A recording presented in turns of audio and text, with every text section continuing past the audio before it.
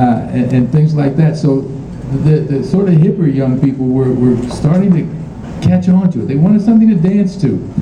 And now this next record is on Atlantic Records. I recorded for Atlantic Records in the 60s, and I became lifelong friends with one of the bosses up there, Jerry Wexler. And Jerry had an interesting take on their philosophy at Atlantic, which was, we make music we make rhythm and blues as opposed to rock and roll. He said, I said, well, what's the difference, Jerry? He said, rhythm and blues is music for black adults.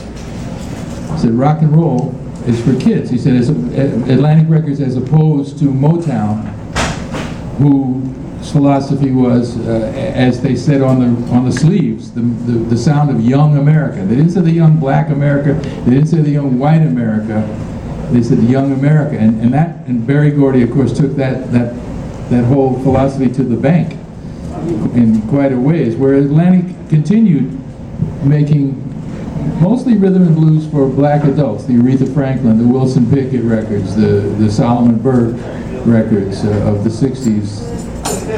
And but as early as the early 50s, they discovered a woman down in Virginia who became their first star, and that sort of was the idea for them of, rather than just putting out a record and having a hit, build stars so that people might buy their records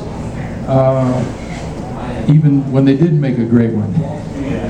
So here's one that was pretty great, and it also got noticed in a lot of neighborhoods that were not black. It's Ruth Brown and Mama, He Treats Your Daughter Mean.